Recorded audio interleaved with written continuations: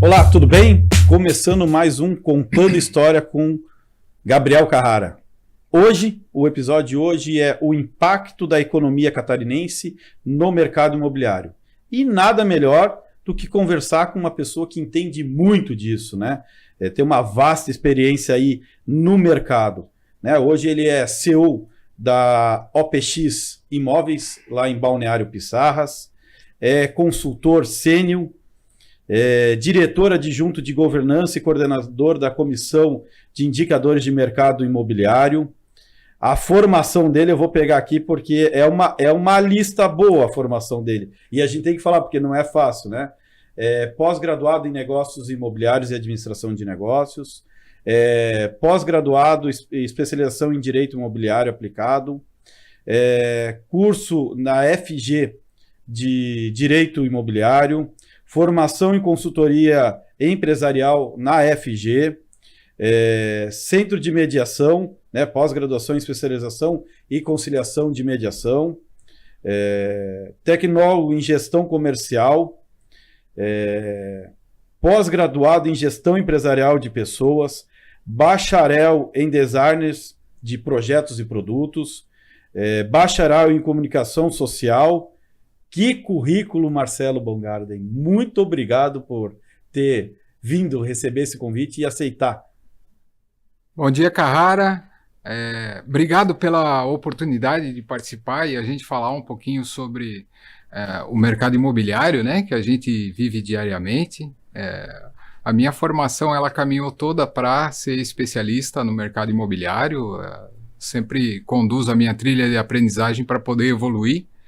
E com essa evolução aí tentar trazer mais resultado, mais dinâmica econômica para mim e realmente para as pessoas que estão envolvidas no processo aí. E me diz um negócio, você é natural lá de Pissarras ou você... Não, Ou você é aquele cara que falou assim, meu sonho é morar na praia, né? Como é que você chegou lá em Pissarras? Não foi nenhum nem outro. Eu sou natural de Timbó. E... a profissão do meu pai levou ele a outras cidades e com 10 anos de idade eu fui a Blumenau e daí fiz toda a minha adolescência e início da fase adulta e formação ali em Blumenau. E em 2010 eu fui atuar numa empresa em Jaraguá do Sul. Então na saída de Blumenau os meus pais já tinham um imóvel em Balneário Pissarras. Antes de eu me mudar definitivamente para Jaraguá do Sul, eu fui fazer uma estadia em Balneário Pissarras com eles, então eu ia a Jaraguá todo dia, e a estadia virou uma moradia definitiva há 15 anos ali. Que coisa boa. Você sabe, a Timbó é uma cidade que eu propago todo lugar que eu vou, que eu falo que para mim é uma cidade modelo, né? Gosto muito de Timbó, né? Para mim é uma cidade que ela tem um equilíbrio, uma harmonia, né? Assim, você tem indústria, você tem turismo, é uma cidade limpa, né? É uma cidade próspera, você tem parques bastante, as escolas são muito boas, escolas públicas lá. Então, eu morei ali do lado, eu morei em Rio dos Cedros, ali do lado, mas estava sempre ali em Timbó, então é uma cidade que eu gosto muito, cara. Tem um carinho muito, muito grande por Timbó. A minha mãe é natural de Rio dos Cedros. Esses dias eu estava visitando o sistema cooperativo em Blumenau e no sistema Ailos lá, e eles têm um museu da história das cooperativas, e a primeira cooperativa foi em Rio dos Cedros, a cooperativa de fundo. É isso que eu ia falar, do tabaco, eu já li essa história. Foi a primeira cooperativa, a família da minha mãe estava envolvida lá. Qual que é o sobrenome? Klug. Klug. E Timbó, o meu ponto de vista sobre Timbó é que ela é uma cidade pequena, mas ela conseguiu... em função do poder público e principalmente do privado, se estruturar desde do pequeno que ela era. Então é uma cidade que tem hospital, é uma cidade que tem sistema de ensino eficiente, é uma cidade que tem indústria de geração de emprego, e ainda assim dentro do estado de Santa Catarina é uma cidade pequena, mas é uma cidade que conseguiu no seu composto econômico, no meu ponto de vista, né, se estruturar muito bem desde que nasceu. E aí vem da cabeça de quem estava lá na cidade, né? Quem desenvolveu, quem cresceu, quem amadureceu. Existem outros casos em Santa Catarina que observam a mesma coisa. Rio do Sul é uma cidade que eu vejo nesse sentido também. Então são cidades ainda pequenas, mas que conseguiram já desde os seus primórdios estruturar, né, tudo para que tenha uma sociedade eficiente, né? Rio do Sul fala que a turma é um sobrevivente, né? Porque os caras continuar lá depois de tantas enchentes que tem, né? E eu já tive o privilégio de conversar já com prefeitos de lá, com deputados que são de lá, e assim, hoje eu falo que eles são referência em questão dessas catástrofes que a gente tem com água, né? Eles são muito eficientes e muito rápido, né? Eles têm um plano de resposta já pronto, assim, então...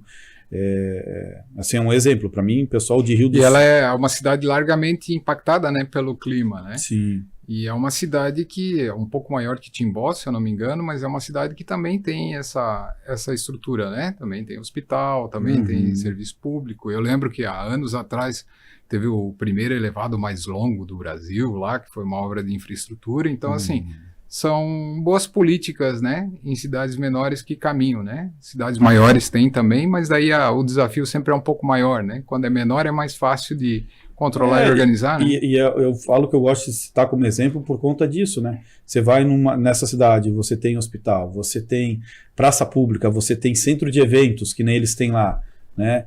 Tudo bem organizado, tudo bem limpo, tudo funcionando, né? É o que a gente gostaria de ver em todas as cidades pequenas, e não é uma realidade, né? O que no teu ponto de vista, Carrara, é fator determinante para que em algumas cidades isso aconteça e em outras não?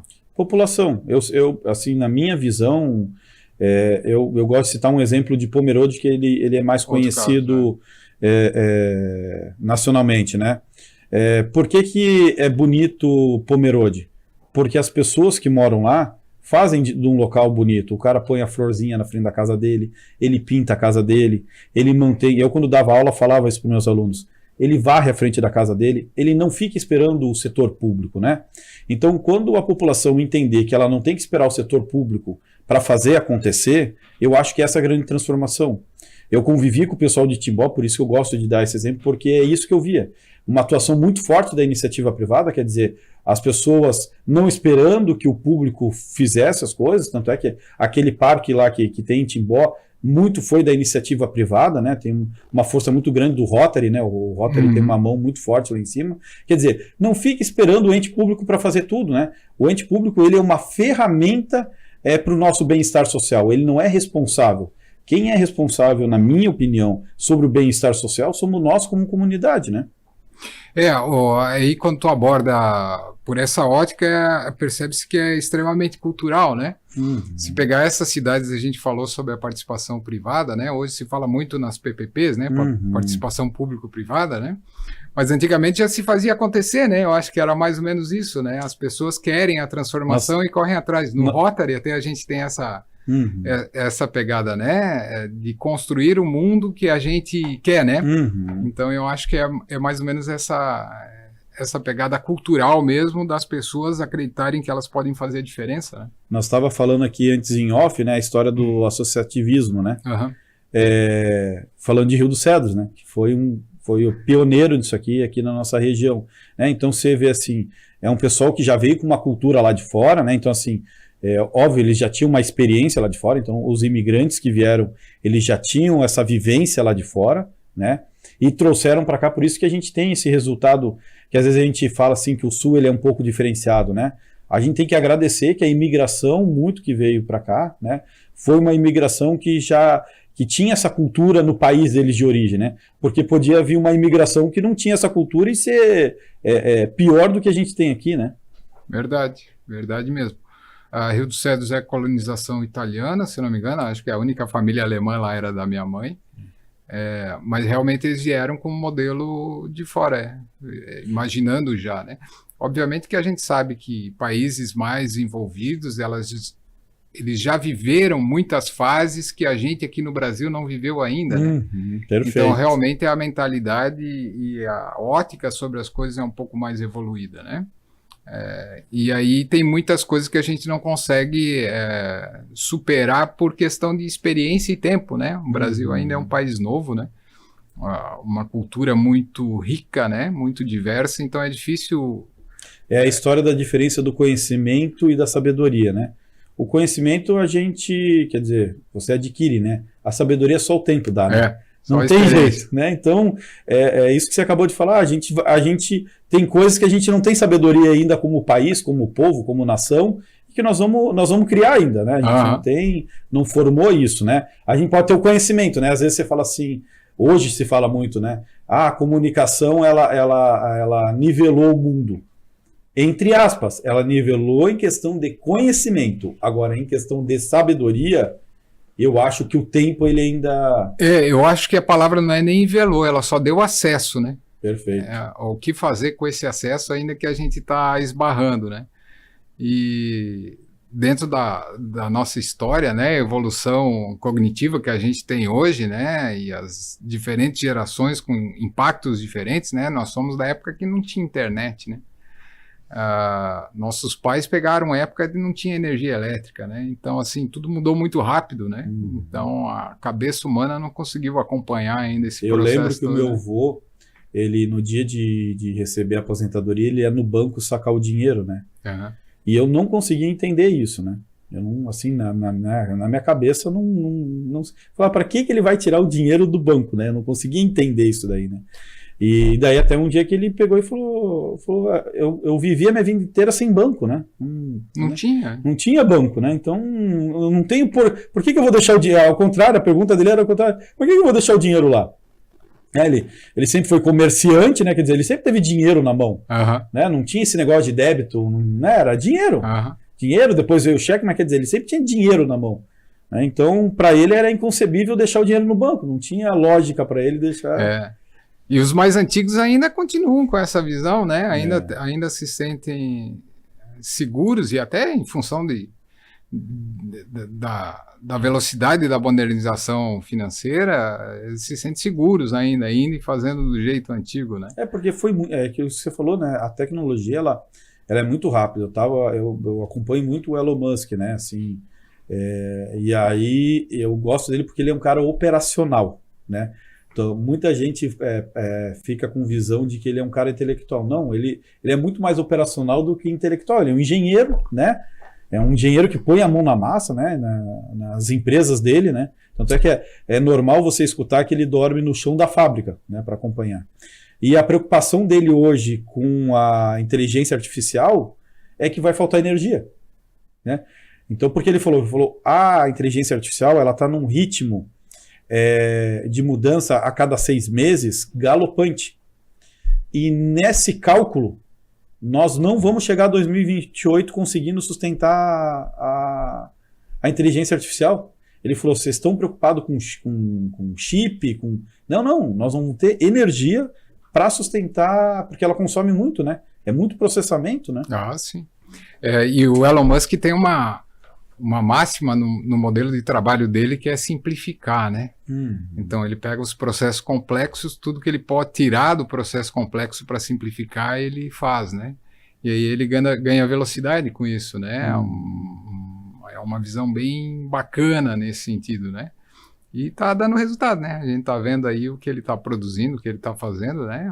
A história dele é bem interessante e motivadora, né? Motivador. Eu acho que agora entrou na parte pública, né?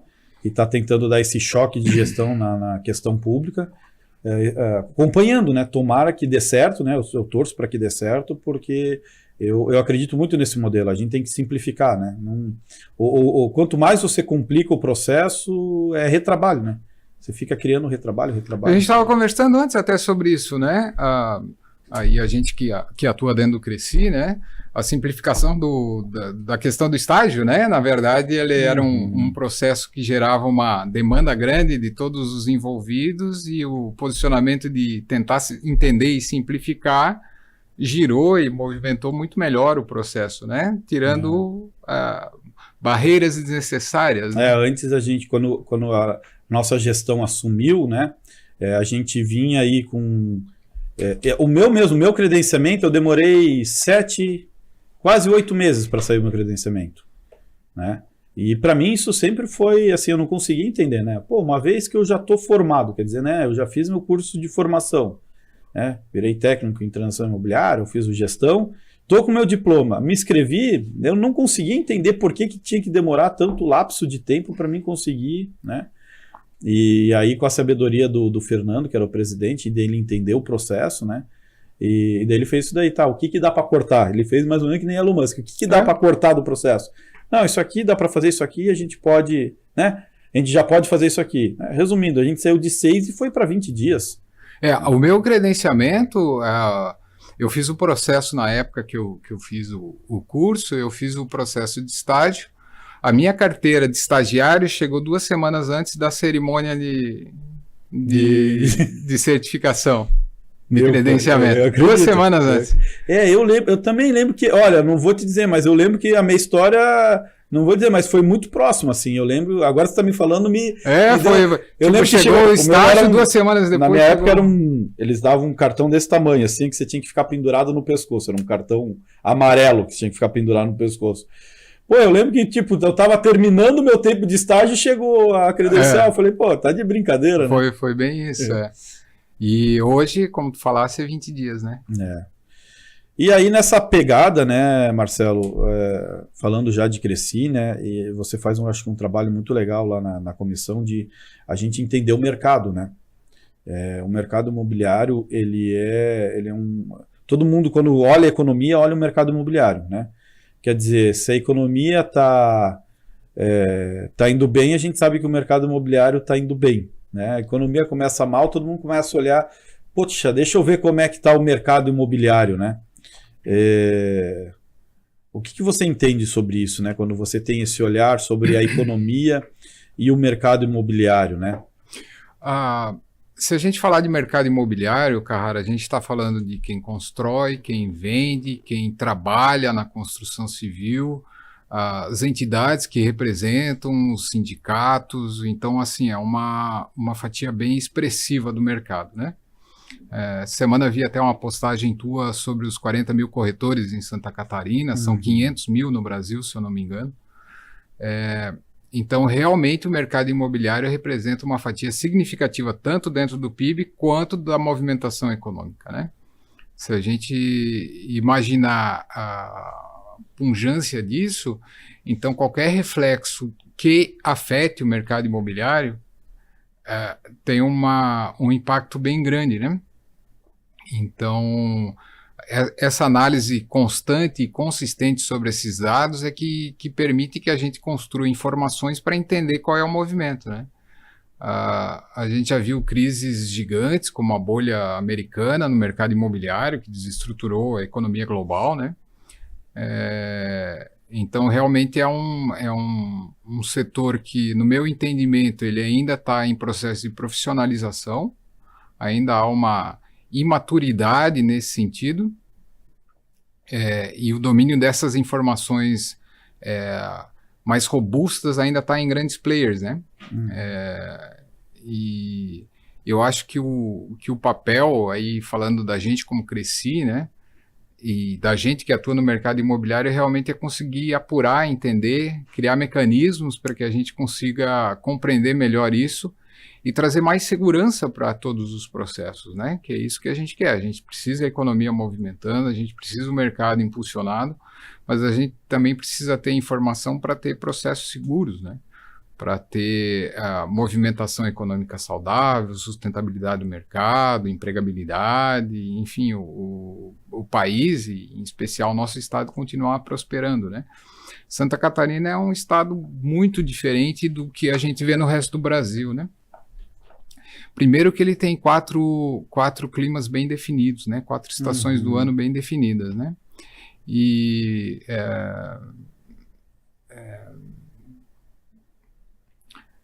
não é geométrica, Geografia? Geograficamente falando, ele também tem áreas bem definidas, né? Então a gente tem um pouquinho de tudo que tem dentro do Brasil, dentro de Santa Catarina, né? E aí cada região tem a sua particularidade, o seu jeito, a sua cultura, né? Então, esse entendimento macro e micro das regiões é que vai permitir que a gente entenda melhor e desenvolva melhor, né? Então, realmente é um impacto significativo, importante, que precisa de gente qualificada o tempo todo, olhando, vendo, pensando, debatendo, estudando e produzindo realmente desenvolvimento econômico sustentável para cada uma das regiões, né? Sim, com certeza. Eu falo que assim, né, quando a gente fala, eu sempre falo, quando o Brasil ele está em crise, né, passa pelas turbulências, eu falo que o lugar mais seguro para se ter o dinheiro é no mercado imobiliário, né? Porque o mercado imobiliário ele é um sobrevivente de séculos, né? Quer dizer, o terreno, o imóvel, ele sempre vai valorizar, né? Ele não perde valor com o tempo, né? Ele pode, de repente, sofrer uma nuance que aconteça uma catástrofe, né? Vamos dar um exemplo do Rio Grande do Sul, né? Sim. De repente o rio passou, o seu terreno virou o rio, né? Pode acontecer, mas ele é muito pontual, né? Ele no percentual aí de quando a gente fala de risco de investimento, ele tem um impacto muito pequeno, né? Então, a grande tendência do mercado, ele é crescimento. Aqui em Santa Catarina, eu sempre brinco, né? Às vezes, antigamente, quando eu ainda ia em banco, né? E o gerente via o dinheiro na conta, ele falava, vamos aplicar esse dinheiro? Eu falei, vamos. Eu falei, você consegue me garantir 15% ao ano sem risco? Não tem essa aplicação. Falei, então eu vou comprar o meu terreninho, né? Porque o meu terreninho, sem eu fazer isso, vamos dizer que não aconteça nada de extraordinário, ele vai me render 15% ao ano. Vai. Né? Então, comumente sim, né? Não, pode ser até que, assim, eu falo que é conservador, né? Sim. Pode ser até que, pode ser não. Aqui no nosso caso, ainda mais da onde você está, região litorânea, eu lembro que eu comprei em Barra Velha. Para mim, assim, é um caso clássico, né? Eu comprei em Barra Velha na época, em Itajuba. Comprei um terreno lá. Paguei 23 mil, um terreno em Itajuba, né? E fiz como poupança. Eu fiz literalmente. Falei, eu preciso deixar o dinheiro aplicado, quero que ele renda um pouco e vou deixar lá. Então, isso aqui é um caso bem prático de aplicação. Uhum. E aí, deixei lá, depois de 7 meses, eu precisei resgatar o meu dinheiro que eu tinha lá. Então, eu vendi na pressa, né, porque eu precisava do dinheiro, pelo dobro do preço. Então, e 20% abaixo do preço de mercado, provavelmente. 20, 30 até mais. Então, assim, onde que eu vou conseguir em 7 meses duplicar meu dinheiro numa aplicação financeira? Não tem, cara. O mercado imobiliário, ele realmente ele é fantástico e eu falo que ele é transformador de vidas, né? Eu sempre cito a história sobre região de favela, né? E gosto de olhar muito para o Rio de Janeiro, né? Eu falo que a solução para o Rio de Janeiro, ele é uma solução imobiliária. Se for feito um REURB, né, o famoso REURB, quer dizer, se a gente der matrícula para as pessoas que moram naquela região de favela, a gente regularizar aqueles imóveis, em questão de 5 anos, não tem mais favela lá. Porque o mercado imobiliário vai comprar aquilo ali, porque eles têm uma das melhores vistas do Rio de Janeiro. Isso eu ia dizer, a melhor vista tá... todo mundo tá quer ali. morar onde os caras moram. E na verdade não se compra ali porque é tudo irregular. Mas se você regularizar, o cara que mora ali vai ganhar um dinheiro bom, vai ter condição de comprar um imóvel num local melhor, um local regularizado. Quer dizer, então ele vai conseguir também ajudar a gerar economia. Quer dizer, um ajuda o outro, né? Quer dizer, você regula o mercado, você traz dinheiro, o impacto ele é muito grande, né? Quando você vê uma cidade, vamos dar um exemplo, né? Vai uma indústria para uma cidade pequena, né? Então, o que faz girar a economia local? É porque as pessoas sabem que vai vir novas pessoas para a cidade, então se começa a construir, se começa a lotear, quer dizer, então aquilo que valia antes um valor começa a valer 3 vezes, 4 vezes, 5 vezes mais, né? Isso. E a gente falou ali do Rio Grande do Sul, né? Uma coisa que não se apaga no mercado imobiliário, porque mesmo que aconteçam fatores adversos, pegar bem o caso do Rio Grande do Sul, né? A tragédia que afetou lá gerou um impacto de fluxo migratório das pessoas que estavam lá. Então o mercado imobiliário lá desaqueceu, mas de outra forma em outros lugares aqueceu por causa desse fluxo migratório, né? Então o mercado imobiliário realmente não para, né? As transações não param, a economia não para, não vai parar de girar, né? Não. Então vão ter fases melhores, fases piores, fases que tu ganha mais dinheiro e fases que tu ganha menos dinheiro, mas sempre tem o ganho de capital ainda. Sim, com certeza.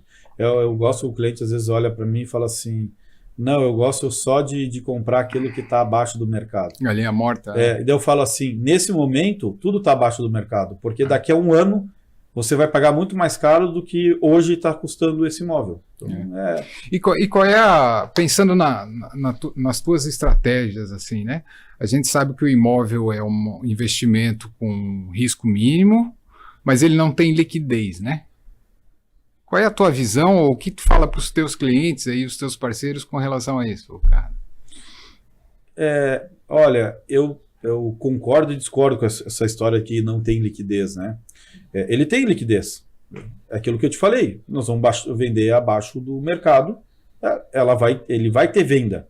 Ele não vai perder dinheiro com aquilo. Não, isso não, mas ele não tem a velocidade de ter o dinheiro à disposição. A gente transforma, né? Então vamos dar um exemplo do que está acontecendo hoje no mercado. Hoje no mercado é muito melhor você alugar um imóvel do que você vender. Hoje ele está muito forte, né? Se a gente for lá para a região de praia, a alocação short stay, né, que é a alocação aquela diária, ela está muito forte. Então o cara consegue transformar rapidamente aquele imóvel num ganho real, né?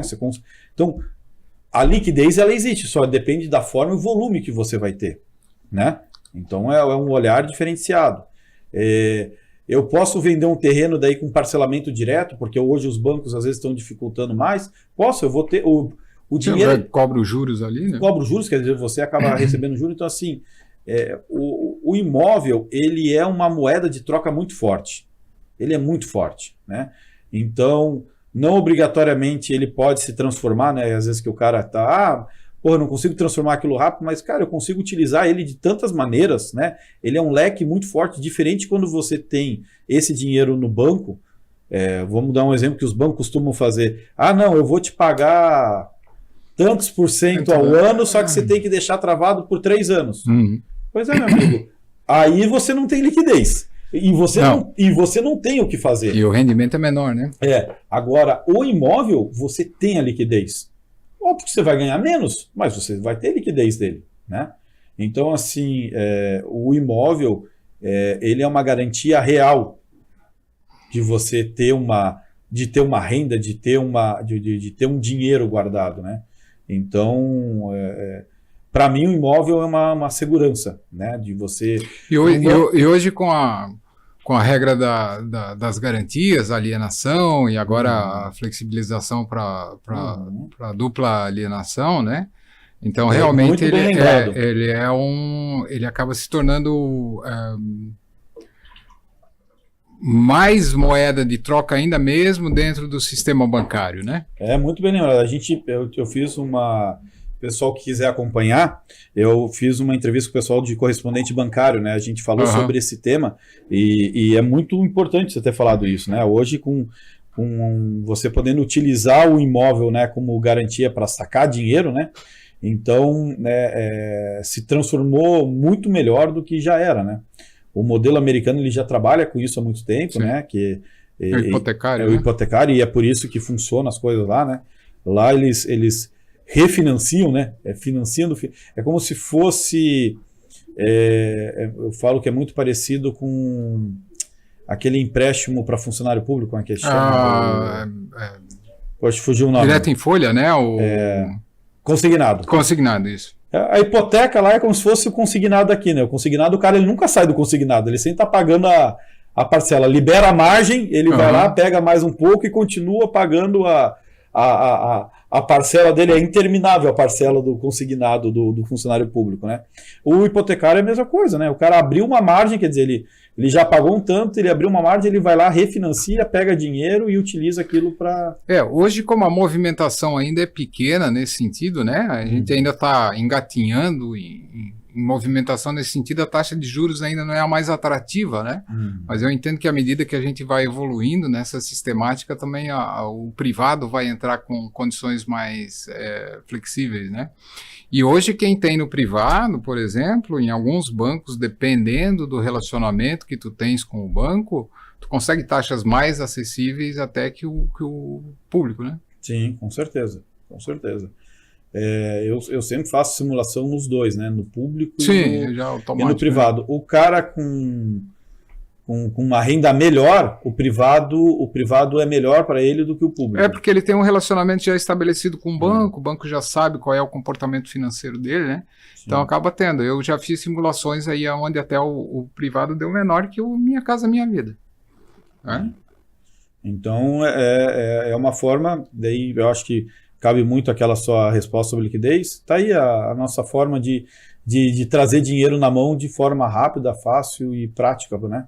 Então, se você quer guardar o dinheiro, daí de novo eu reforço, né? Agora nesse momento da economia, o melhor lugar para você guardar dinheiro no imóvel, né? Tanto é que teve um recorde de retirada de poupança, né? E Santa Catarina, é muito difícil para mim falar informações, porque eu estou numa cidade privilegiada, pulsante, né, no mercado imobiliário. Então a gente tem uma curva de demanda diferente de uma cidade, por exemplo, do interior, né? Mas a gente vê as pessoas até de renda mais baixa procurando, querendo sair do aluguel, querendo entrar no seu imóvel. Então isso a gente vê bastante, né? Tem que estar atento às oportunidades, né? Realmente conseguir mapear e identificar a melhor situação, porque uma vez eu escutei a frase assim que o valor do teu bem, o valor do dinheiro é só o proprietário ou o comprador que sabe, né? Então a gente nunca sabe qual é a negociação naquele momento que vai fazer sentido para as partes, né? Então o nosso trabalho é fazer essa aproximação, né? Então, nesse sentido, a gente tem dentro do estado de Santa Catarina uma movimentação que é eficiente ainda no mercado imobiliário, né? Sem grandes estagnações econômicas como tem o Brasil em seu cenário todo, né? Então, tá aí a resposta. A liquidez é saber usar com estratégia o patrimônio que tu construísse, né? Sim. E eu falo que agora é um bom momento para comprar, né? Eu escuto às vezes pessoas falando, mas a taxa de juros está alta, mas se a gente, de novo, aqui é o olhar para longo prazo, né? O imóvel, eu acho que você nunca pode olhar para curto prazo, ele é um investimento de longo prazo, né? Então, se você olhar a longo prazo, o valor do imóvel, não importa a taxa de juros, né? Óbvio que dentro de uma normalidade, ele é atrativo, né? Porque quando você diminui a demanda de procura, é o melhor momento para você negociar. Quer dizer, você tem mais flexibilidade, né, para negócio. Então, quer dizer, aonde teoricamente você vai pagar mais de juros, você ganha na diferença do valor do imóvel. Sim. Né?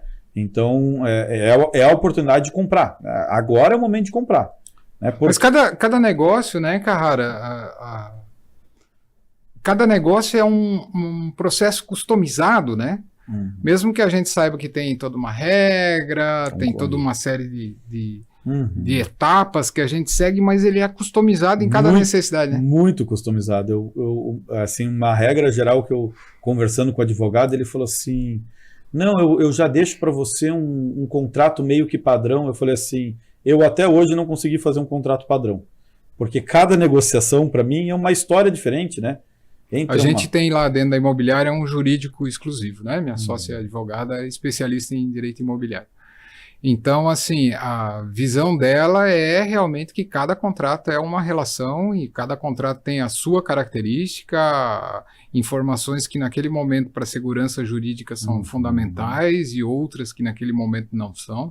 Então, realmente lá nós não temos nenhum contrato padrão, tudo é feito com base no que está sendo feito de tratativa, com base nas necessidades e características das partes, então é bem particular mesmo.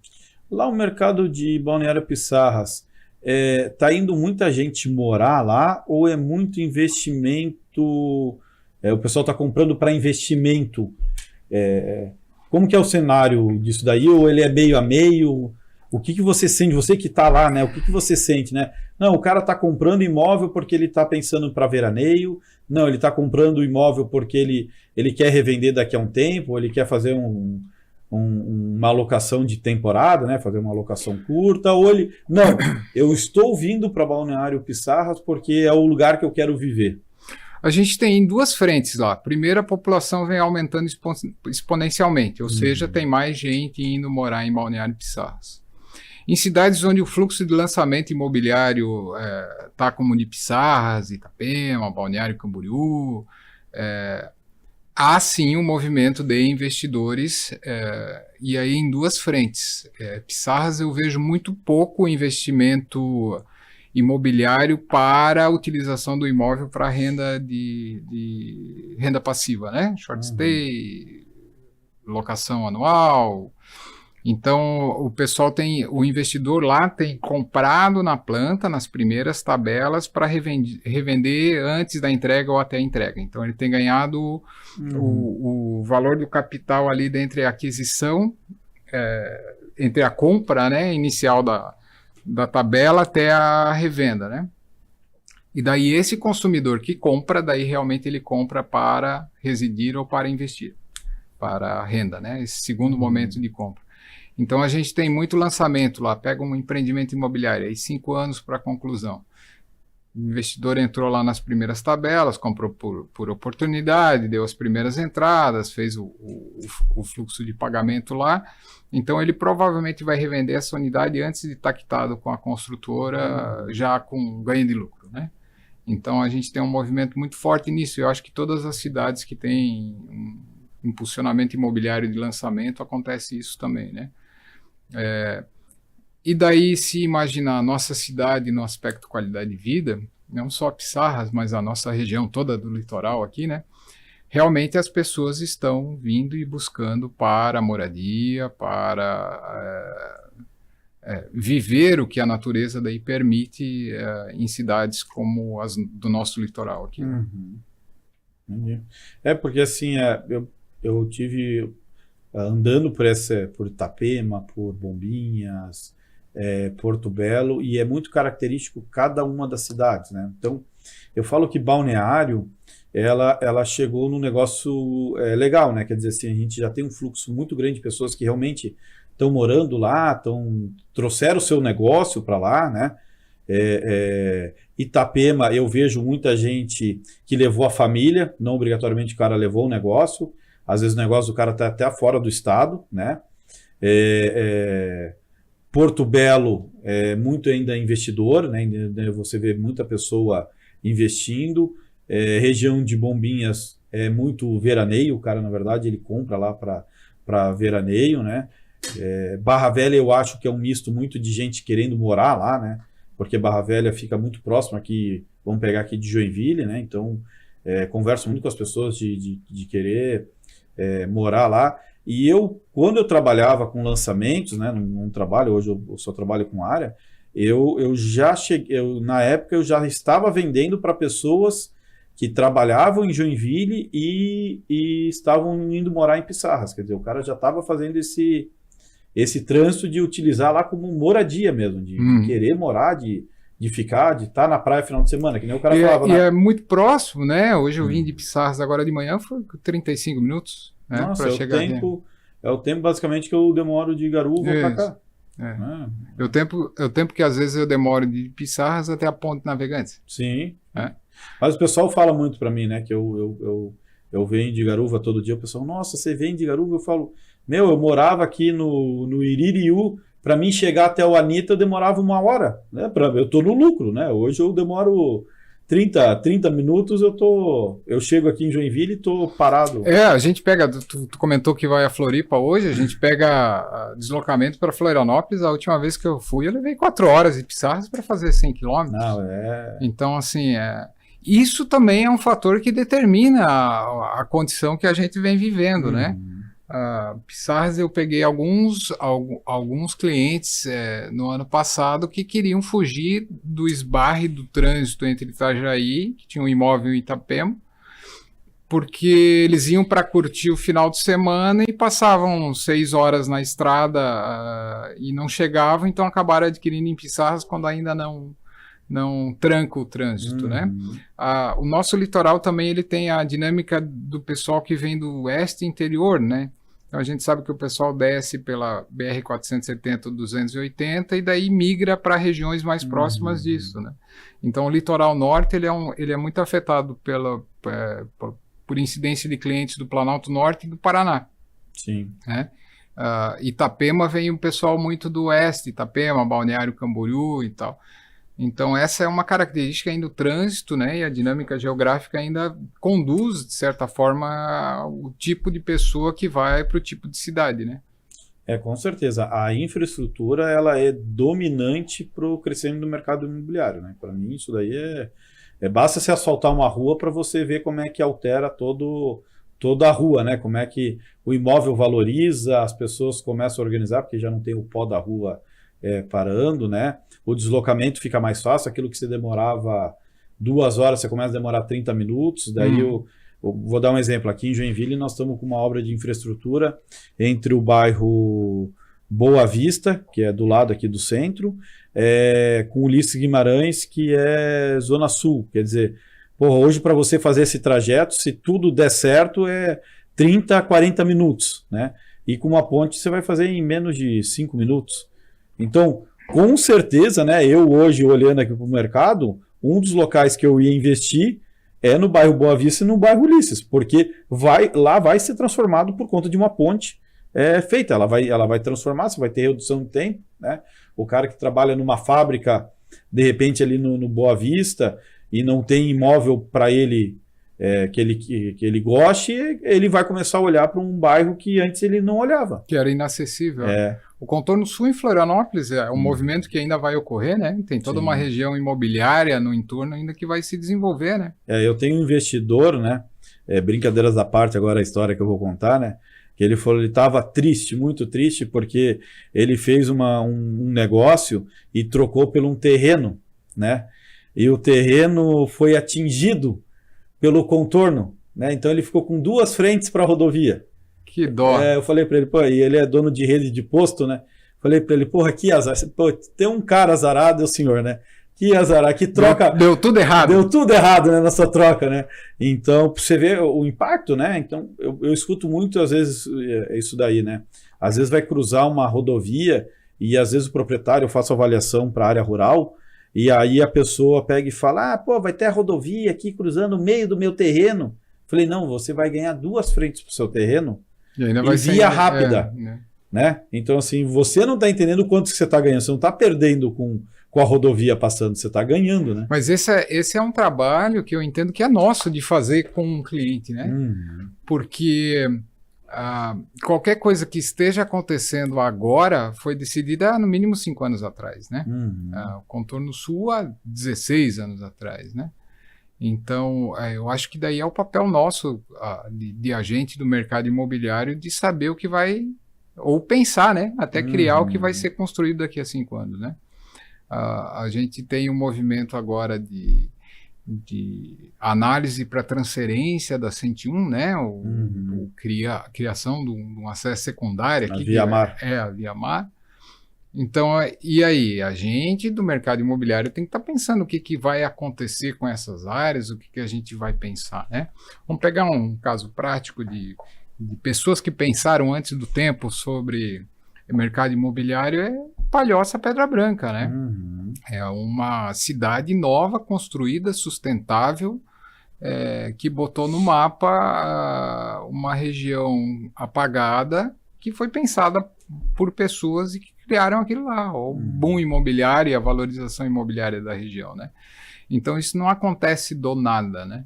Isso acontece que tem pessoas pensando, estruturando, né?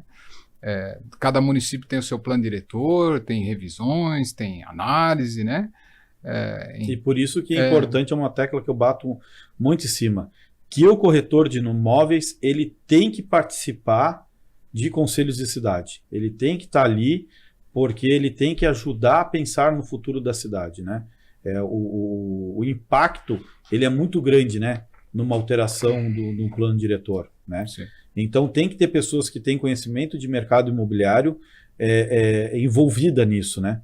Porque o nosso olhar não é só um olhar comercial, né? A gente consegue entender a demanda do local, né? Como que o local ele vai se transformar, como que ele vai beneficiar E vou além, né? Como ele pode ser prejudicial, né? Eu vou dar um exemplo clássico, né? O cara criar uma zona industrial e colocar uma zona industrial mista. Não tem, zona industrial não pode ser mista, ela tem que ser só industrial, porque senão você vai pôr uma casa do lado de uma indústria, aquela casa vai fechar a indústria, né? Porque hoje a lei ela vai beneficiar o morador da residência. E eu já participei de algumas reuniões aí de conselho de cidade que o embate era esse, né? Tinha o proprietário lá do imóvel, né? Que queria continuar morando naquele zoneamento que ia se transformar industrial e ele queria que fosse aprovado como misto, né? E aí tem que ter alguém de mercado para falar, cara, não combina, né? Quer dizer, você não... Mas quer ver, cara, eu vou bater numa ferida? Eu não sei se é uma ferida, mas é uma pauta que eu defendo. Uhum. E eu já debati isso bastante dentro do Cresci também. Uhum. O corretor de imóveis, hoje, a gente já sabe de toda a mudança que está acontecendo, de ser consultivo, enfim. Mas o meu entendimento é que o corretor de imóveis é um agente especializado e fundamental em pensar o desenvolvimento urbano. Por quê? Vamos imaginar uma cidade. O corretor de imóveis é que tem o primeiro contato com a pessoa que vai para lá. Ou ele vai alugar, ou ele vai comprar, ou ele veio veranear, ou ele veio para algum evento empresarial, né? Então, o corretor de imóveis vai ser a primeira frente de contato com a pessoa que vai para o município. Se ele não estiver dentro do município dele, pensando em como ele quer que aquela cidade se comporte e trabalhar com ênfase nisso, ele está sendo aquém do potencial que ele tem. Agora, para chegar nessa visão, ele tem que ter, primeiro, qualificação, né? Tem que ter uma boa qualificação, tem que ter interrelacionamento pessoal dentro do setor público e privado, e ele tem que querer fazer acontecer. Porque ele é o agente da transformação. Então, o papel nosso como corretores é além de comprar e vender imóvel. Né?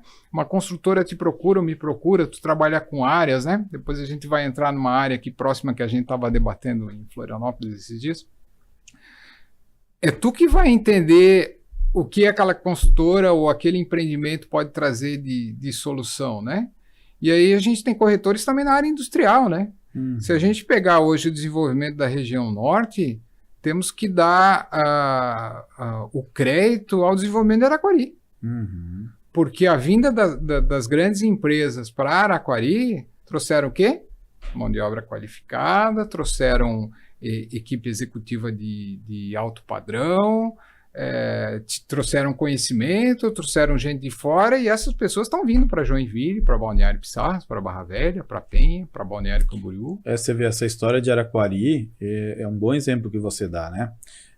Joinville teve um grande problema de aprovação na área de loteamentos, né? Araquari começou a dar incentivo para as indústrias irem para lá. Os loteadores entenderam a oportunidade e começaram a lotear Araquari, né? E transformou, né? Uma cidade que há tempos atrás era pequena, né? Era literalmente Joinville fazia uma sombra. Hoje é atrativa, né? O pessoal com olhar. Nós temos muito mais loteamento em Araquari do que em Joinville, né? Joinville praticamente não tem aí pelas dificuldades que a gente teve no passado. De novo, né, o mercado imobiliário influenciando, né, a iniciativa, óbvio que o agente público ele deu a provocativa dele, né, ele criou um incentivo, né, incentivo para as empresas, né, e a hora que ele criou um incentivo para as empresas, o mercado imobiliário falou, opa, vale a pena a gente tá aqui. E eu falo que nessa do corretor ser o grande agente transformador, ele é o agente publicitário da cidade, né, porque o cara que mais vende a cidade é o corretor de imóveis. Bem isso mesmo. E Araquari começou há 10 anos atrás, né? O governo do estado começou a estimular, alguém abraçou, e aí ela se valeu também do posicionamento estratégico, porque ela está entre grandes cidades, né? Jaraguá do Sul, desenvolvimento econômico que tem, Blumenau, né? Joinville, né? Então... É o eixo pensado lá atrás pelo seu Blumenau, que ele pensava da ligação entre Blumenau e Joinville, né? De criar esse eixo. E cada dia mais isso daí está mais forte, né? Sim. Quando a gente for pensar em megalópolis, é o desenho final que vai acabar acontecendo aqui. A gente vai ter cidades grudadas, né? Quer dizer, você vai ter uma continuidade. A região de São Paulo a gente já vê isso, né? Quer dizer, você não consegue distinguir qual que é uma cidade e qual é a outra, né?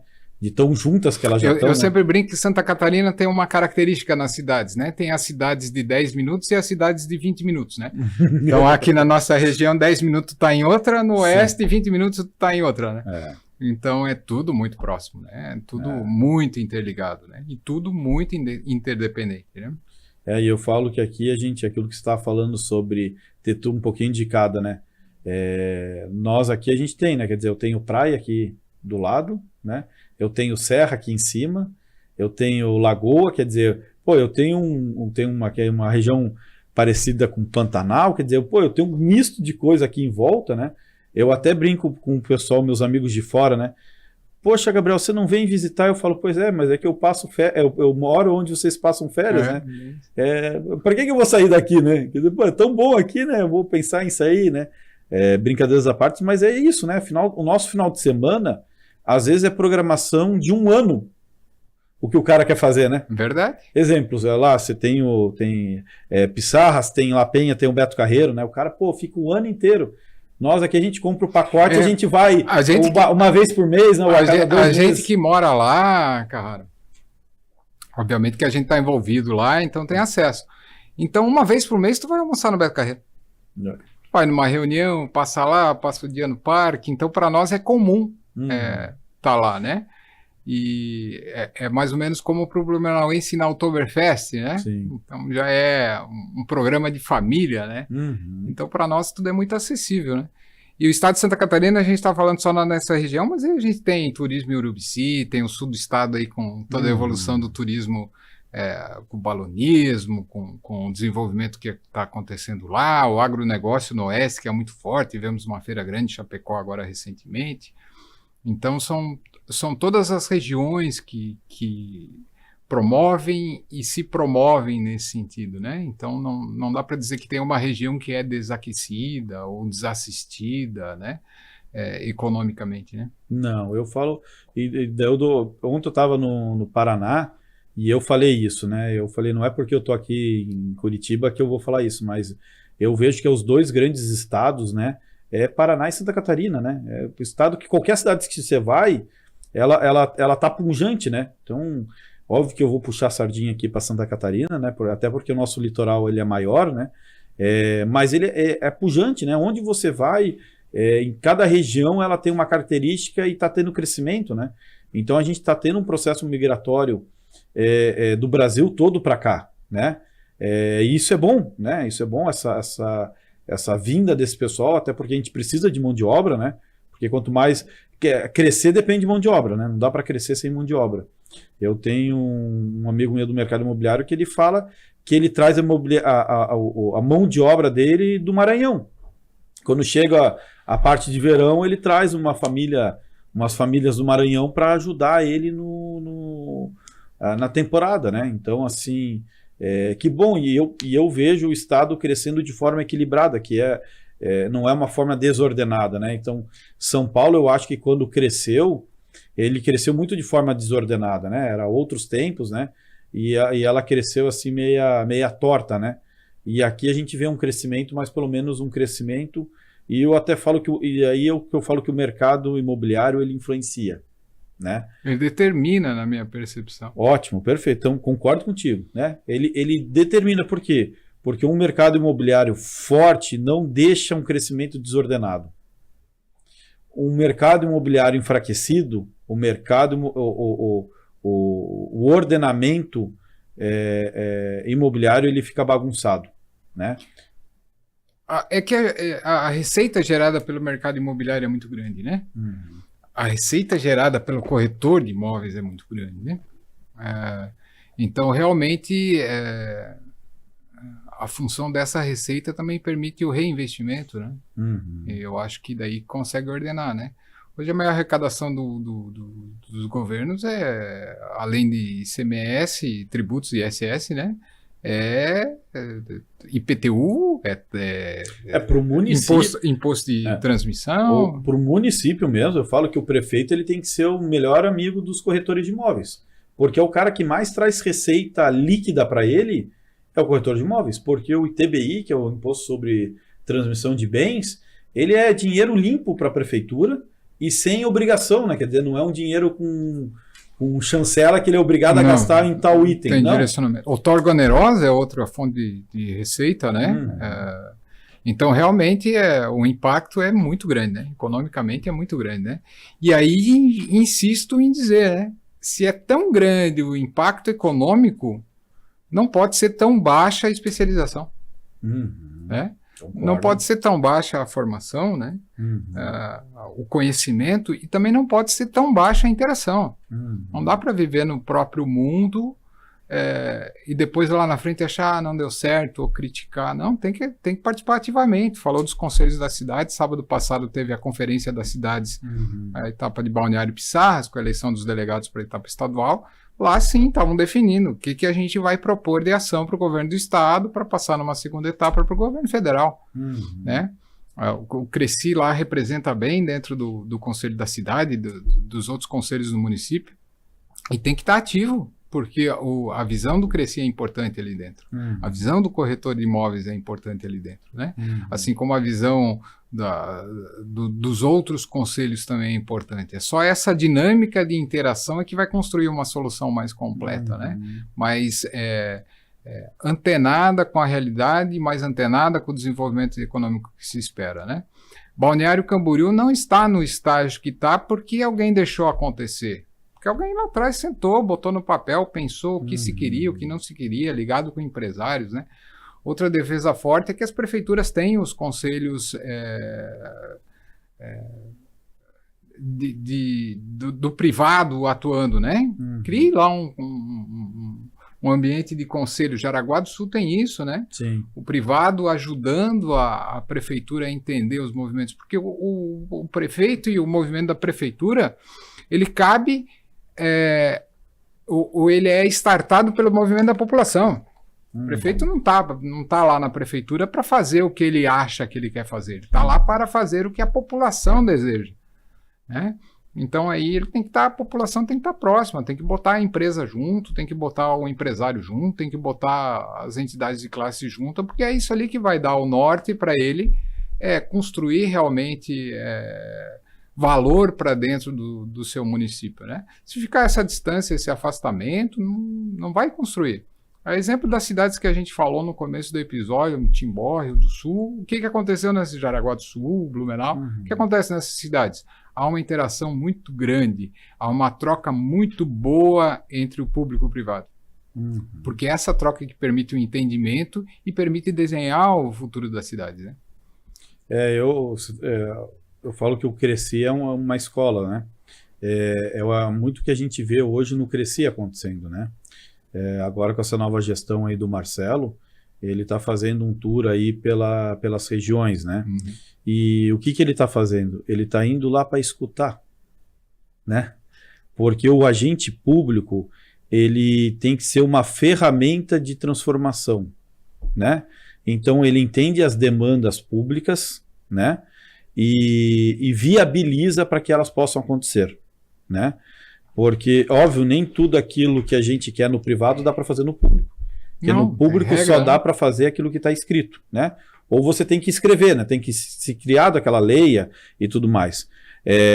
Mas para isso a gente tem que entender os anseios da sociedade, né? Tem que entender o que a sociedade quer para a gente conseguir viabilizar, né?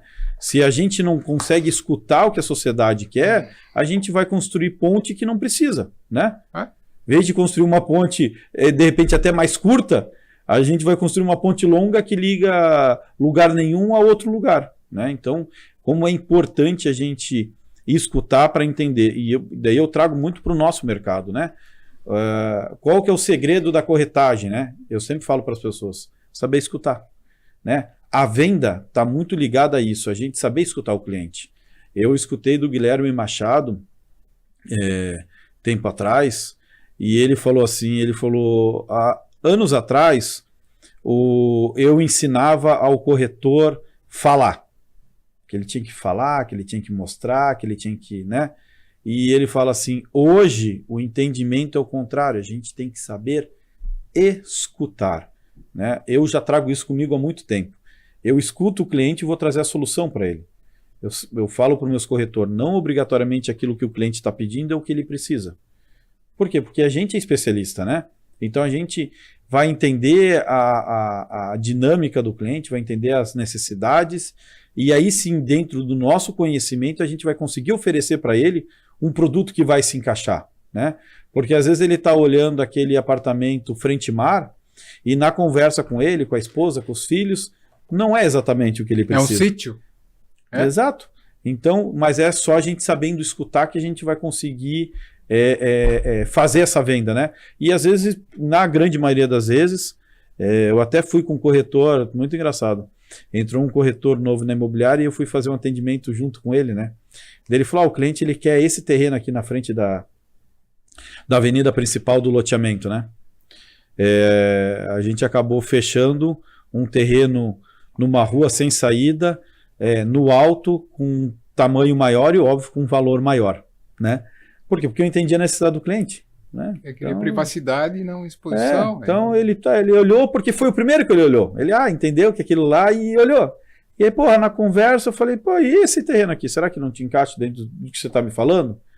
Então, vamos lá ver, vamos lá ver. Puta, é esse aqui que eu quero. Ele nem discutiu o preço. E é uma responsabilidade grande, né? Ainda mais se a gente pensar que o corretor não escuta, né? Provavelmente o maior dinheiro da vida de uma pessoa ela vai botar num imóvel, né? E aí uma decisão dessa magnitude tem que ser muito bem feita, né? Não é à toa que a gente sabe o furor que é em lidar uma negociação financeira do imóvel, né? Há uma preocupação constante, né? A negociação ela é muito tensa, de certa forma, né? Por quê? Porque a monta de dinheiro aplicada é muito grande. E aí uma decisão errada de uma compra é uma frustração, porque provavelmente aquela pessoa não vai ter mais capacidade o restante da vida de adquirir algo assim, né? Então, realmente a responsabilidade é gigante. Não, né? ela é muito grande, né? E não importa a escala, né? Eu sempre falo, né? Não. Tanto o cara que vai comprar o imóvel Minha Casa Minha Vida, como o empresário que está comprando o terreno para construir a indústria dele. É que a posição deste valor dentro da estrutura de qualquer uma das empresas é importante, né? Seja o Minha Casa Minha Vida, seja uma construtora que está adquirindo um terreno para fazer um empreendimento que vai ter que dar X resultado para subsidiar toda a operação que ela está programando. É muita responsabilidade, independente do tamanho do valor, como está falando, né? Sim. E impacta o mercado, né? Porque eu tenho uma premissa, né? Já aconteceu eu de estar na mesa e eu entender que o cliente do outro lado não ia ter fôlego para aquilo que está sendo fechado. E eu cancelar o negócio, né? Porque ia colocar ele em apuro. Ia colocar ele em apuro, ia colocar o outro em apuro e o corretor quase infartando quando eu fiz isso, né? E daí depois eu explicando para ele. Falei, cara, a operação ela tem que ser sadia para todos os lados.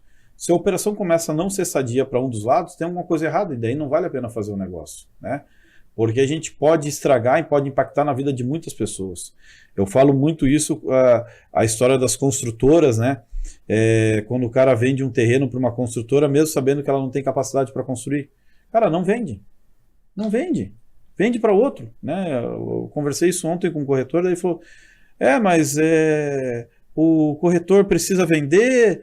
Eu falei, cara, mas vender você vai vender. A diferença é que você vai vender para quem vai conseguir produzir. É que essas decisões impactam em médio e longo prazo. Sim. Uma construtora que compra um imóvel errado, que não vai conseguir construir, vai impactar no colaborador dela, vai impactar nos clientes dela. Alguém que compra um imóvel que não consegue abraçar, vai impactar na renda familiar, vai impactar na saúde da família. Então, tudo tem uma reverberação se feito de uma forma que gere risco, né? Que não seja sadio, né? Sem dúvida. E eu vejo o mercado não só catarinense, mas no mercado brasileiro, numa crescente muito forte, né? A gente está vindo com uns players muito grandes investindo aqui, né? O mercado árabe olhou os olhos para cá, vai vir muito investimento do mercado árabe para cá, então a gente vai ver uma transformação, porque eu brinco que lá é um saquinho sem fundo, né? O dinheiro deles, né? Então eles já tinham feito há um tempo atrás investimentos aqui, e agora eles vêm bem forte aqui no mercado, e nós vamos ser impactados. O mercado chinês já há muito tempo está comprando, principalmente região Nordeste, né? Eles estão comprando muito forte. Então o Brasil, ao olhar do mundo, ele é um local que todo mundo olha com muito carinho, né? Porque, querendo ou não, o Brasil é um local neutro durante o mundo inteiro, né? Então, se a gente olha para o mundo todo está se preparando para uma guerra, que nós... Né? É a única coisa que a gente não... Pode estar acontecendo de tudo aqui, mas a única coisa que a gente não pensa é numa guerra, né?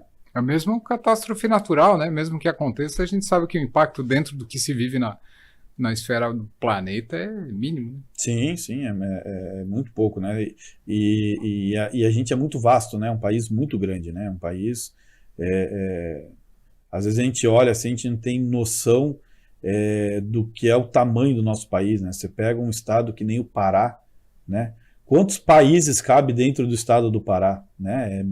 Tem cidades do Pará que é maior do que muitos países europeus, né? Então, assim, a tendência que eu vejo assim no nosso mercado ela é muito forte, né? A gente tem que estar com o olhar, e daí isso cabe muito ao corretor, estar estudando, entendendo o mercado. O corretor ele tem que entender para onde o mercado está indo. Aqui a gente falou um exemplo simples e que poucas pessoas conseguem ter essa visão. Vai ser construída via mar, quer dizer, vai ser construída uma rodovia paralela.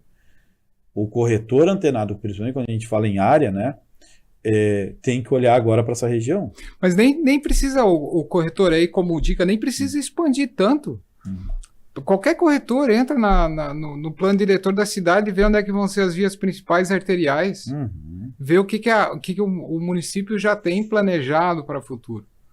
Porque é ali que são áreas que vão se tornar polos desenvolvidos lá na frente. É ali que tem que trabalhar. Né? Analisa o que tem de facilidades, o que tem de comércio, o que aquela região tem característica de produção. Porque ali vão vir as pessoas para comprar imóvel que vão querer morar ali por causa da característica que tem na região. Eu lembro que quando eu fui para Garuva, um monte de gente me chamou de louco, né? Eu já trabalhava aqui no mercado de Joinville, né? E já trabalhava com área. O pessoal, o que você vai fazer lá em Garuva? Eu falei, porque lá é uma mina de ouro. Pegar o que se planeja para Itapoá no futuro. É que nem ontem estava falando com o pessoal do Paraná. Eu falo, meu Deus, cara, Itapoá é um caminho sem volta, quer dizer, ali só vai crescer, quer dizer, você vai ter um segundo porto agora, um porto de grão, hoje você já tem um porto com maior eficiência no país, quer dizer, então a tendência é cada vez mais forte do porto lá. Está vindo agora um porto de grãos, né? Mais forte, quer dizer, vai trazer mais um outro público para lá. A questão da praia, agora com a ampliação da praia, né? Que ganharam de graça, né, a ampliação da praia. Então vai fortalecer ainda mais. Não tem, é um mercado que só vai crescer, né? Se você comprar um terreno lá, comprar um apartamento, o que você comprar em Itapoá, a sua rentabilidade vai dobrar tranquilamente daqui a 2 anos, né? Assim, E é uma praia que há 30 anos atrás não tinha uma rua calçada. Há 30 anos atrás ela pertencia a Garuva. Então, porque alguém está pensando nisso, alguém está planejando isso há muito tempo antes que todo mundo. Então a ótica sempre tem que estar bem antenada para tudo isso. Eu falo que acompanhar a tendência tem que ler, tem que estudar, né? Tem que estar acompanhando, tem que participar lá da Câmara de Vereadores, escutar o que está acontecendo, porque basta um prefeito pensar, vou transformar aquela rua num binário. Cara, você já mudou tudo, né? Uma rua que não era comercial virou comercial, né? Então, tudo isso que ele é transformador, e o mercado imobiliário ele impacta diretamente nisso, né? Então, é um misto, né? Eu falo que o mercado imobiliário e o poder público eles andam abraçados, né? Eles podem fazer bons negócios e ruins negócios ao mesmo tempo, né? Vai construir um hospital. Outra, né? Outro investidor meu azarado, quer ver? Outro azarado. Ele comprou uma área no Piauí para pasto, né? Assim, ele comprou investimento porque a área estava muito barata, assim, um amigo dele que era da região, uma cidadezinha do interior do Paraná, do Piauí. Interior do Piauí, o cara de Santa Catarina comprou. A área é muito grande, pagou tipo R$1 metro quadrado, assim, essas coisas baratas, né? Comprou a área lá. E daí ele comprou, daí o amigo dele corretor lá, vendeu a ideia para ele de que era bom, ou ele fazia, colocava gado, né, para utilizar para gado, ou de repente fazia plantação. Né? E daí ele falou, cara, eu comprei e deixei lá. O destino reservou. Foi construído do lado do terreno dele a Universidade Federal do Piauí. Eu tô achando que não é sorte tua, Carrara. Eu tô achando que é previsão de mercado. Previsão de mercado. Né? E daí o cara comprou lá o terreno, fez um loteamento, né? Não tem nada em volta, porque a universidade foi construída, estilo essa aqui de Joinville, né? Construída longe de tudo, só tem o loteamento do cara do lado da Universidade Federal. Que azar. Que azar, né? Então, assim, é oportunidade. Óbvio, né? Quando a gente fala disso, são pessoas, esses investidores estudam o mercado, né? Eles estão acompanhando, eles estão sabendo que vai ser feito aquilo. Sim, então, sim. eles entram numa negociação, eles compram algo sabendo daquilo, né? E não tem nada de ilegal nisso, né? É totalmente... Não, eles estão fazendo o dever de casa, né? Dever de casa. Eles têm um setor de risco? Tem. Pode ser que a verba do governo para não ser construída a universidade... Não, e ele pode ter tido 10 insucessos, né? O sucesso ali é que valeu, mas ele pode ter tido outros casos que não deu certo. Né? Exato. O meu avô teve uma época que ele comprava terreno de sociedade. Então, ele na época ele trabalhava com guincho, então ele rodava cidadezinhas pequenas, né? Então, exemplo, levar um carro de alguém para outro lugar, ele ia lá e via um loteamento na época, né?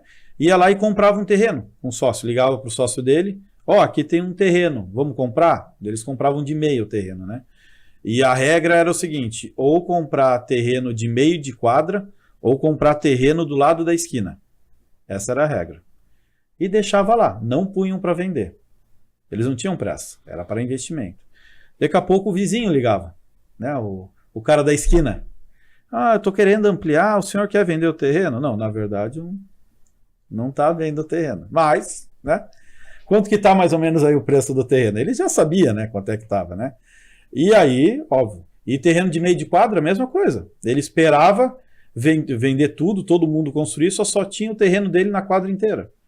E a Pérola foi o último terreno, eles já tinham desfeito a sociedade e tal, e muito aquela coisa no fio do bigode, né? Então, às vezes o terreno era comprado no nome de um e às vezes no nome do outro. E quando eles desfizeram a sociedade, um terreno ficou no nome do meu avô, outro... Só que eles separaram. Daí, quando vender, você passa. E tudo certo. E passou alguns anos, né? O terreno que estava no nome do meu avô, que não era mais dele, era do sócio, né? Mas estava no nome do meu avô, se tornou uma área industrial. E aí, no meio da quadra, a indústria, para conseguir ter o espaço de ligação entre ela, dependia do terreno que era do meu avô. Então, tenta imaginar o valor que foi a negociação. Né? Estratégia, né? É estratégia, né? É acreditar no negócio, acreditar que aquilo vai dar certo, entender que aquele local vai crescer. Tem uma história triste, né? Triste no bom sentido, né? Meu pai e minha mãe, eles foram, na lua de mel, eles foram até o Uruguai, descendo de carro. E aí eles passaram numa cidade chamada Gramado, isso em 1975. E aí tinha um terreninho para vender, ali em Gramado. O terreninho mal localizado, fica hoje onde é na frente do teatro, onde é feito o festival de cinema, né? E podia pagar parceladinho e tal, né? Daí minha mãe falou, vamos comprar o terreno aqui, né? Minha mãe já com uma visão para frente, né? Entendendo que aquilo... Meu pai, engenheiro, né? Pragmático, né? Para que eu vou comprar um terreno nesse fim de mundo, né? Eu vou perder dinheiro, né? E aí eu brinco que toda vez que eu vou à Gramado, eu olho a esquina, né? Que hoje nem rua mais lá, hoje é uma parte gastronômica, eu falo pro meu pai, pois, que mau negócio, né? Pra que comprar terreno no final do mundo? E né? o pior de tudo é que ele vai escutar o resto da vida. Eu falo pra ele, essa você não tem como escapar. Hoje ele é corretor de imóveis junto comigo, né?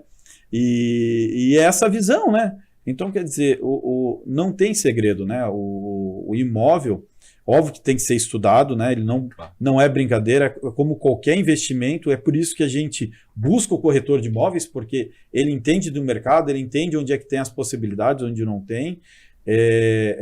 Mas sem dúvida nenhuma, aonde você vai fazer muito dinheiro. Um outro exemplo, estava falando ontem pro pessoal.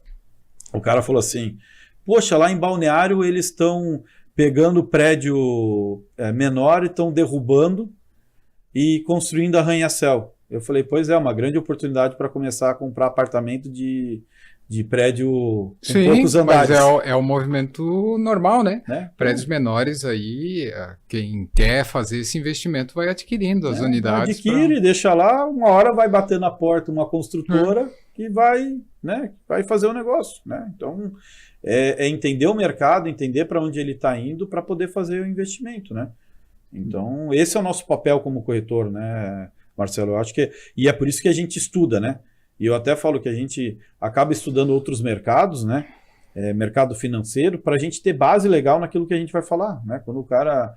Eu adoro, às vezes, quando o pessoal vem falar de criptomoeda, vem falar de um monte de coisa para mim, né? Eu amo, eu falo, não, eu acho muito legal, né? Mas você não consegue encostar, né? Não. O imóvel você encosta nele, né? É intangível, né? E assim, ó, o comprador hoje ele está cada vez mais preparado, porque ele tem acesso à mesma informação. Sem né? dúvida. Então, quanto mais minucioso e mais detalhista o corretor tiver de informação, da movimentação, mais solução ele vai levar, né? Eu atendi um investidor ano passado, e ele queria comprar uma unidade lá em Balneário Pissarras. Ele olhou para mim e falou assim, ó, eu não invisto no mercado financeiro e eu não invisto em imóvel. E eu não faço nem ideia, né, do que fazer ou não fazer. Tu consegues fazer uma análise para mim, vendo o fluxo de pagamento, vendo a aplicação financeira, fazer os comparativos todos. A gente elaborou a análise para ele. E naquele cenário do que ele estava querendo, o investimento dele ia ter o maior retorno, ele tinha o dinheiro à vista. Ia ter o maior retorno se ele comprasse um apartamento no fluxo de pagamento da construtora do que qualquer outro cenário. Então ele tinha lá o dinheiro para comprar à vista, mas no fluxo de pagamento ia ficar a melhor situação para ele. Né? Então isso é conhecimento que tem que ter, porque as pessoas procuram, buscam, né? Estão cada vez mais exigentes, porque elas têm acesso ao conhecimento também, né? Sim, sem dúvida. Então tá bom, Marcelo. Eu falo que a nossa conversa ela podia durar muito tempo, né? Mas no escoteiro, eu repito bastante essa historinha aqui. No escoteiro a gente aprende o negócio, a gente para a brincadeira no ápice dela. Para lembrar que foi gostoso. Foi gostoso, mesmo. Né? Então, faça suas considerações aí finais. E já de antemão quero te agradecer aí pela presença, pela conversa, né, enriquecedora que é, e por você ter vindo aqui. Carrara, te agradeço muito. Tu sabes que é uma temática que eu gosto bastante e viver o mercado imobiliário é a nossa realidade, né? Nós estamos imersos e depois que a gente entra, a gente tem que curtir, né? Então, te agradeço muito a oportunidade de falar sobre isso, debater sobre isso, conversar aí também com outras pessoas, né? Porque nosso foco aqui é ampliar o debate, né? É levar outras ideias, né? Outras visões e também colher outras visões, né? Então, eu acho que quanto mais a gente falar sobre o mercado imobiliário, quanto a gente expor e dar mais transparência ao dia a dia que a gente vive, mais a gente qualifica tudo, né? O corretor, a gente, a população, né? Então, a gratidão é minha de poder estar aqui conversando com a a tua sabedoria, né? Pois. De tantos anos aí rodando na estrada sobre o mercado imobiliário. E espero que a gente tenha a possibilidade de agregar cada vez mais, né? Eu acho que o nosso papel é esse, né? É transformar, né? Ser provocador, né? Isso. É uma palavra que eu gosto muito, né? Eu acho que a gente tem que ser provocador dos assuntos, né? Porque a partir do momento que você provoca, você faz as pessoas pensar, né? A minha visão, né? Eu não quero dar a receita pronta para as pessoas. Não, eu quero provocar para que elas pensem e a gente caminhe junto, né? E eu acho que quanto mais transparente, menos tabu vira, né? Uhum. Quanto mais gente sabendo, melhor. Todo mundo cresce, né? Todo mundo se aperfeiçoa, né? Quanto mais a gente tiver conhecimento, mais a gente pode também cobrar e exigir do círculo que a gente está envolvido, né? De puxar excelência, puxar melhoria, né? A gente está num estado privilegiado em vários aspectos, né? A gente não tem uma pobreza expressiva, a gente não tem uma educação defasada, a gente tem saúde, então, assim, a gente vive um cenário um pouco melhor que muitas outras regiões e pensar no globo todo, muito melhor. Até esqueci de falar isso daí lá no começo. Você também fez o curso de corretor internacional, isso, né? CIPS. CIPS, né? E lá no curso a gente vê muito isso, né? A gente roda o mundo, né? No curso, né? E, daí eu acho que a gente valoriza o nosso mercado aqui, né? A gente fala, abre o leque, né? Como o nosso mercado aqui é bom, né? E daí você olha alguns mercados, alguns entraves que tem em alguns mercados, e aí a gente olha o nosso mercado aqui e a gente fala, o nosso mercado ele é muito bom e ele está indo para um caminho de mercados que hoje a gente entende que é bom. Por exemplo, o mercado americano, né? Hoje o mercado americano, se eu for olhar para o mundo, é um dos melhores mercados, assim, é fácil de trabalhar, né? Não tem tanta burocracia. E a gente está vendo que a gente está indo muito nessa direção, né? De ser um mercado muito parecido com o mercado americano, né? Eu acho que aí a gente fala em governança, né? Que é o trabalho que o Cresci também vem dando ênfase agora, né? Governança do mercado imobiliário, né? Então a gente tem que realmente trazer os grandes exemplos, né? Internacionais e aplicar aqui, né? A gente está caminhando bem, mas tem muita coisa para fazer ainda. E realmente, quando a gente estuda, né, o mercado imobiliário global, né, tem choques gigantes, né, culturais, de legislação, de forma de fazer as coisas, né? Porque a gente é muito ensimesmado de onde a gente vive, né? Quando a gente foi estudar o CIPS, que a gente foi ver o comportamento do mercado imobiliário árabe, o comportamento do mercado imobiliário inglês, né, que é tudo praticamente da coroa. Então, assim, é tudo muito diferente. Né? O chinês, o chinês é outro impacto grande, né? Então, realmente o nosso cenário está muito favorável ainda. Não, o Brasil... O meu pai fala muito isso, né? Meu pai foi um cara que viajou o mundo todo, né? E ele fala assim, não tem país igual ao Brasil, né? Por tudo ainda a liberdade que nós temos aqui no nosso país, ela é muito boa, né? Nós temos uma... Teoricamente a gente não tem problema, né? Não. Se for analisar no contexto global, a gente não tem problema, né? Não tem problema.